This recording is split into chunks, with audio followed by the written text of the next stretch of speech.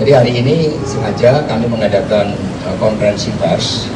Tadi pagi Ibu Megawati Soekarno Putri menerima Bapak Presiden Joko Widodo serta Ibu Negara Ibu Iriana di kediaman beliau Teguh Umar untuk melakukan halal bihalal dan juga dalam rangka Idul Fitri saling memaafkan.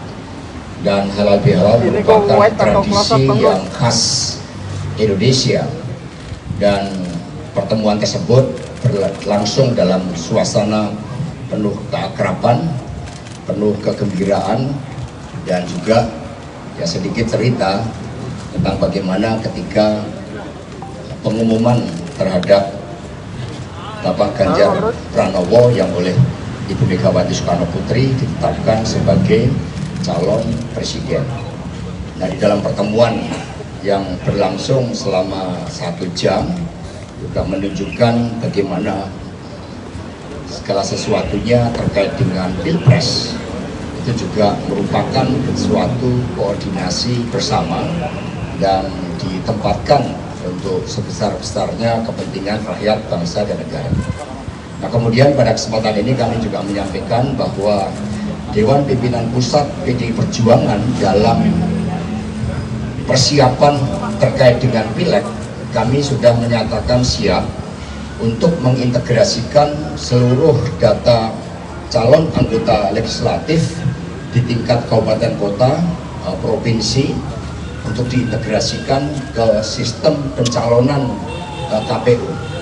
Ini menunjukkan bagaimana partai sejak awal mengikuti seluruh tahapan-tahapan pemilu dengan penuh kedisiplinan, dengan mempersiapkan kualitas seluruh calon anggota legislatif dengan sebaik-baiknya untuk menyongsong kemenangan tahun 2024 dengan dukungan rakyat. Mengapa kami persiapkan dengan baik melalui tahap psikotes, melalui kursus anti korupsi yang juga saat itu dihadiri oleh Ketua KPK Bapak Firly Bahuri, karena kami menyadari bahwa tanggung jawab pemimpin nasional ke depan tidak ringan dan harus melanjutkan kebijakan dari Bapak Presiden Jokowi Kiai Haji Ma'ruf Amin, sehingga diperlukan kekuatan kolektif yang menopang baik itu partai politik maupun juga seluruh 3 pilar dari PDI Perjuangan. Karena itulah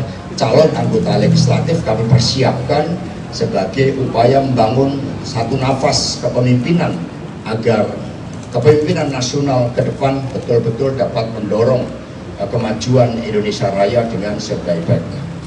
Kemudian partai juga terus melakukan komunikasi politik, membangun kerjasama partai politik. Kami sangat memberikan apresiasi yang setinggi-tingginya atas dukungan dari Partai Persatuan Pembangunan, dan sebelumnya Partai Hanura juga telah memberikan dukungan. 3 hari yang lalu saya sudah bertemu dengan Bapak Usman Sabta, Ketua Umum dari Partai Hanura, menyampaikan salam dari Ibu Megawati Soekarno Putri, dan juga dibahas bagaimana dukungan dari Hanura tersebut. Dukungan dari Partai Persatuan Pembangunan menunjukkan bagaimana kedua partai memiliki rekam jejak sejarah yang sangat panjang. Bagaimana antara PDI saat itu dan P3 merupakan partai yang menjadi korban dari pemerintahan Orde Baru. Sehingga dari kantornya pun kami bertetangga, dan hubungan yang sangat baik antara Ibu Megawati Soekarno Putri dengan tokoh-tokoh P3, baik itu dari Pak Hasan Metarum almarhum, Bapak Amsahas, maupun juga Mbah Maimun almarhum berjalan dengan baik. Apalagi kalau kita lihat spirit dari P3 yang memberikan dukungan kepada Pak Ganjar untuk mendorong bagaimana prinsip rigid amar ma'ruf nahi mungkar itu dapat dikedepankan di dalam kebijakan pemerintahan negara ke depan. Dan ini senafas dari apa yang disampaikan oleh Ibu Megawati Soekarno Putri ketika memberikan nasihat kepada Bapak Ganjar Pranowo sebelum ditetapkan sebagai calon presiden, bahwa menjadi pemimpin itu harus bijaksana dan baik, baik dan bijaksana. Itu merupakan hal yang sangat penting dan Bapak Ganjar telah dipersiapkan sangat lama. Dan kemudian terkait dengan Ibu Megawati Soekarno Putri yang di dalam sambutan pada saat pengumuman calon presiden menyatakan bahwa beliau memberikan mandat penugasan kepada Mas Prananda Prabowo dan Mbak Puan Maharani berkaitan dengan konsolidasi dan pemenangan pemilu 2024. Maka guna menanggapi suatu antusiasme yang sangat kuat, yang sangat besar pasca pengumuman Bapak Ganjar Pranowo, maka hari ini Mbak Puan Maharani mengeluarkan surat tugas ditandatangani oleh Ketua DPP Bidang Politik dan juga Sekretaris Jenderal yang menugaskan Bapak Ahmad Basarah selaku koordinator dari relawan. Kemudian Bapak Adian Nafitupulu sebagai wakil koordinator, mengingat Pak Adian juga banyak dalam 2 kali pemilu presiden tahun 2014-2019 mengkoordinir relawan sehingga sudah membangun komunikasi yang sangat baik. Demikian pula Bapak Deddy Sitorus selaku sekretaris dari tim relawan ini, dan wakil sekretaris adalah Mbak Aprilia, ya Rizky Aprilia. Nah, dengan demikian ini juga merupakan bagian dari gerak cepat sambil partai terus membangun kerjasama partai politik dalam rangka sistem presidensial. Dan beberapa hari ke depan secara resmi kami akan menerima kunjungan dari Partai Persatuan Pembangunan yang memang kami bertetangga, memiliki hubungan sejarah yang panjang, memiliki kedekatan baik secara politik, kultural maupun ketokohan. Dan kemudian minggu depan juga akan dilakukan komunikasi yang intens dengan partai politik yang lain. Kemudian mengingat 1 sampai tanggal 14 Mei itu ada fokus dari seluruh partai untuk mendaftarkan calon anggota legislatif, maka setelah tanggal 14 Mei nanti akan ada partai politik lain yang bergabung.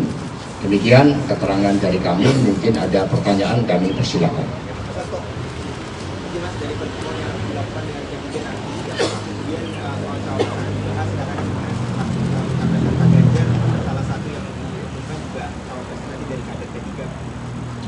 Ya, tentu saja pertemuan tersebut sangat penting karena kerjasama bagi PD Perjuangan di dalam mendukung Pak Ganjar Pranowo dengan partai politik lain itu kan didasarkan pada komitmen bagaimana desain masa depan, bagaimana kelanjutan dengan pemerintahan Pak Jokowi, bagaimana konsepsi pola pembangunan semesta berencana melalui jalan Trisakti itu dapat dijalankan dengan sebaik-baiknya.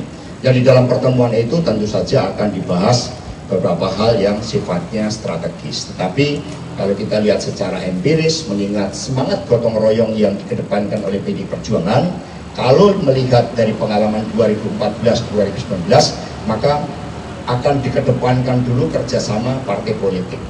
Setelah itu mengerucut, maka baru kemudian secara dinamis kita akan cermati.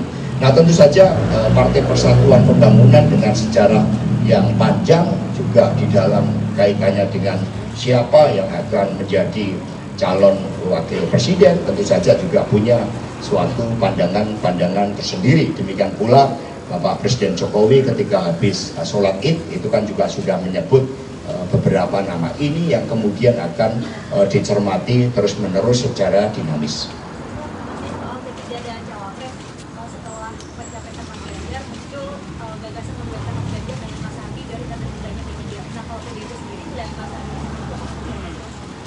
Ya, jadi berbagai nama-nama yang muncul itu kan sesuatu yang positif untuk rakyat. Ya, karena apapun ini adalah pemilu langsung oleh rakyat, sehingga rakyat harus dibiasakan juga dengan diskursus yang positif tentang nama-nama calon yang masuk. Tetapi sekali lagi berkaitan dengan pengerucutan siapa yang nanti akan mendampingi Bapak Ganjar Pranowo, nanti ada beberapa tahap-tahap setelah kerjasama partai politik ini difinalkan. Ya, semua pesan kami ada, kami lakukan analisis terhadap aspek-aspek historisnya, komitmennya di dalam membangun desain bagi masa depan, kompetensinya, track recordnya. Kami lakukan analisis semua dari nama-nama yang muncul itu, dan kami berikan sebagai masukan, ya, karena itu bagian dari penugasan yang diberikan oleh Ibu Ketua Umum. Mas, 10 nama yang telah disampaikan oleh Pak Presiden itu kandidat cawapres, nanti akan diputuskan oleh Ibu Mega atau Mas Ganjar ini? Ya, ini kan calon presiden dan calon wakil presiden diusung oleh partai politik atau gabungan partai politik. Ini adalah amanat konstitusi yang kita pegang dengan teguh, dengan penuh kedisiplinan. Mas, Pak Ganjar sendiri sebenarnya ada permintaan utusan untuk cawapresnya itu? Kalau sekali lagi kita lihat dari pengalaman-pengalaman yang lalu, itu memang nama-nama muncul. Ada yang disampaikan kepada publik, tetapi mengingat politik ini sangat dinamis, bisa juga karena kami percaya di dalam spiritualitas yang diajarkan di PD Perjuangan itu selalu selain manusia merencanakan, itu ada juga Tuhan yang ikut menentukan, karena terkait dengan pemimpin nasional, apalagi bertanggung jawab dari lebih dari 270 juta rakyat Indonesia, berbagai konstelasi dinamika yang sangat dinamis tersebut pada akhirnya akan mengerjutkan pada satu nama pasangan calon presiden dan calon wakil presiden yang kami usung. Mas, tapi kriteria cawapres dari PDIP sendiri seperti apa sih? Ya, ini kan kita sudah berpengalaman hidup berbangsa dan bernegara. Zaman Bung Karno dulu, Bung Hatta merupakan Tritunggal yang tidak tergantikan. Kemudian kita melihat bagaimana ya kesesuaian chemistry tadi, saling melengkapi. Bahkan ketika Ibu Megawati Soekarno Putri dalam tanda petik saat itu dijodohkan oleh MPR untuk bertemu dengan Pak Hamsahas dan Pak Hamsah dari P3 menjadi wakil presiden dari Ibu Megawati Soekarno Putri, saat itu Ibu Mega jelas-jelas berbicara dengan beliau bahwa presiden dan wakil presiden itu satu kesatuan kepemimpinan. Jika salah satu batuk, yang lain ikut batuk. Maka kemudian Ibu Mega berpesan, Pak Hamsah, kalau nanti memimpin sidang, kalau saya mau ngambil keputusan, sebelum ketok palu, kalau ada sesuatu yang kurang berkenan, tolong saya dikasih kode. Ini kan menunjukkan kesatu paduan kepemimpinan yang luar biasa. Lalu Pak Hamsah nanya, kodenya bagaimana Bu? Saya dikasih, misalnya dengan menyentuh tangan Ibu Mega atau memberikan kode yang lain. Ketika Pak Hamsah memberikan kode, maka keputusan nggak jadi diambil.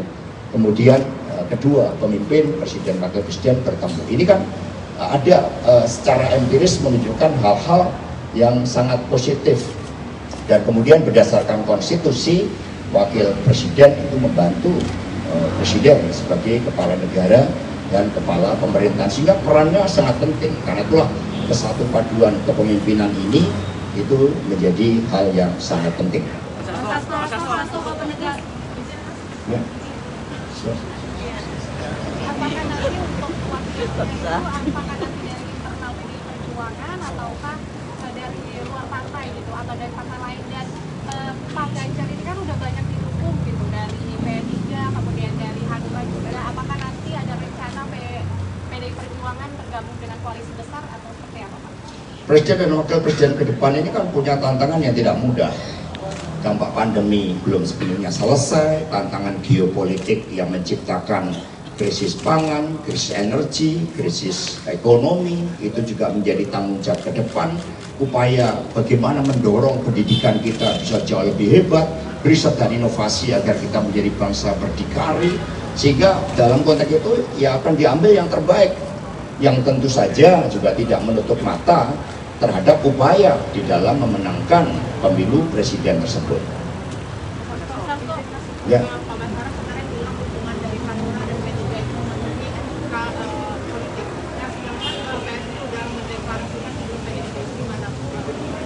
Ya, namanya memberikan dukungan kan melakukan komunikasi politik. Pak Hanura, Pak Oso dari Hanura kebetulan juga intens. Jadi Ibu Mega ini membagi ruang kerjasama yang sangat baik. Pak Ahmad Basarah ditugaskan untuk bersama Bang Oso, karena pernah bersama-sama di MPR. Ini membangun suatu hal yang sangat positif. Jadi kami penuhi aspek-aspek kultural, aspek-aspek bagaimana di dalam membangun kerjasama, bukan tiba-tiba mengambil suatu keputusan. Bahkan ketika ada beberapa elemen dari partai lain itu kami berkomunikasi dulu. Jadi etika politik itu harus dikedepankan. Mas Hasto, izin penegasan Mas, berarti untuk cawapres yang akan mendampingi Pak Ganjar nanti tetap dipilihnya dari gabungan partai politik. Jawaban saya udah tegas tadi, nggak perlu penegasan. Dulunya Mas Gibran dari kelompok Islamis atau nasionalisme? Loh, kita PD Perjuangan kan tidak pernah membedakan. Yang penting dari aspek kualitas kepemimpinannya, rekam jejak yang baik, kesatu paduan kepemimpinan, kemudian juga aspek-aspek yang terkait dengan historis, ideologis, itu kan menjadi suatu hal yang sangat penting. Kami tidak pernah membedakan latar belakang seseorang, semuanya baik, ya, sehingga nanti akan tercapai suatu komposisi yang ideal seperti Bung Karno dengan Bung Hatta, kemudian Ibu Mega dengan Pak Hamzah, dan Pak Jokowi dengan Kiai Haji Ma'ruf Amin. Ya, percaya, jadi sabar, tunggu momentumnya, nanti akan datang momentum itu. Mas itu bahkan sosialisasi Mas Kantor sudah merekomendasikan Pak Tama menjadi cawapres Pak Ganjar dari nama Mas Hadi Ruko, dari nama Pak Erick Thohir, Bu Kofifa. Nah itu sudah ada komunikasi dengan Ya, semua aspirasi kami dengarkan, ya, termasuk GP Ansor yang dikenal juga memiliki semangat Gulwatan Minal Iman. GP Ansor itu sangat kokoh di dalam menegakkan Indonesia sebagai bumi Pancasila. Bahkan ketika kita berjuang Pak Ahmad Basarah ini untuk 1 Juni sebagai hari lahirnya Pancasila, itu kita juga bersama dengan GP Ansor dan keluarga besar Nahdlatul Ulama. Kami juga membangun komunikasi yang baik dengan Muhammadiyah dan juga kelompok-kelompok yang lain, demikian pula pada saat Hari Santri. Komunikasi ke Mas Tama tadi udah? Ya, komunikasi kan kita sistem presidensial yang mengakar pada kedaulatan rakyat. Maka komunikasi dilakukan partai dengan partai, bukan individu. Karena kami taat pada amanat konstitusi bahwa presiden dan wakil presiden dicalonkan oleh partai politik atau gabungan partai politik, bukan dengan orang per orang. Mas, untuk angka sosialisasi Pak Ganjar sebagai capres, apakah dalam waktu dekat akan melakukan safari politik keliling Indonesia seperti yang dilakukan oleh Capres 9? Ya, perlu dipahami kami ini kan taat asas. Jadi Pak Ganjar ini masih menjabat sebagai Gubernur Jawa Tengah, sehingga beliau juga membuat banyak legasi di Jawa Tengah. Hanya tentu saja kalau hari Sabtu Minggu itu kan bisa menjalankan aktivitas sebagai calon presiden yang telah ditetapkan oleh PD Perjuangan. Komunikasi ini harus dengan rakyat, sehingga rakyat dilibatkan. Partailah yang kemudian membangun komunikasi dengan partai. Pak Ganjar komunikasi langsung dengan rakyat, sehingga rakyat dilibatkan di dalam seluruh tahapan pemilu ini. Seperti yang sudah diprediksi oleh PAN bahwa ketika PDIP mengumumkan nama capres, ini kan peta koalisi langsung berubah. Salah satu yang menjadi diatur oleh PAN, bagaimana jika nanti dalam koalisi besar PDIP juga dibilang dalam pembahasannya, bagaimana? Ya, kami kan sudah mengumumkan calon presiden pada momentum yang tepat, dan ternyata sudah menjadi kehendak dari Tuhan Yang Maha Kuasa bahwa Pak Jokowi pada periode pertama diumumkan hari Jumat, kemudian pada periode kedua hari Jumat, Pak Ganjar Pranowo juga diumumkan hari Jumat. Proklamasi 17 Agustus 45 juga dilaksanakan pada hari Jumat. Dengan demikian kami kemudian bergerak untuk melakukan komunikasi yang intens dengan partai politik yang sudah kemudian menyatakan akan mendukung Pak Ganjar ini sebagai skala prioritas utama. Dan ketika partai PDI Perjuangan melakukan komunikasi politik, Pak Ganjar terus bergerak di tengah rakyat, sehingga rakyat betul-betul dilibatkan di dalam proses politik yang sangat penting bagi masa depan bangsa dan negara kita. Apakah tentang konsolidasian relawan tadi, apakah ini untuk langkah PDIP untuk mengantisipasi jika nanti PDIP melawan koalisi besar seperti Pilpres 2014 lalu, kayak PDIP dan Pak Jokowi juga banyak mensolidasikan relawan untuk melawan koalisi besar atau mayoritas untuk Pak Prabowo. Jadi kita ini kan harus satu kesatuan gerakan, semua harus solid bergerak.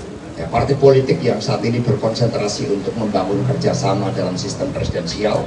Kemudian tadi Pak Baskara melaporkan muncul antusiasme pasca pengumuman Ibu Megawati Soekarno Putri, sehingga muncul suatu gerakan spontan yang harus dimasukkan di dalam suatu wadah koordinasi pemenangan. Karena Indonesia ini begitu besar, ada relawan yang fokus berdasarkan pendekatan teritorial. Misalnya kemarin ada yang daftar untuk mau garap Jakarta, Jawa Tengah, Sumatera. Ada juga yang berdasarkan segmen pemilih tertentu.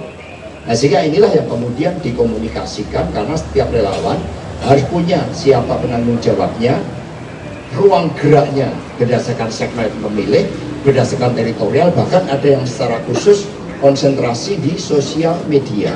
Ini menunjukkan suatu partisipasi aktif dari seluruh warga bangsa. Jadi bukan dalam konteks untuk ya seperti yang dikatakan tadi.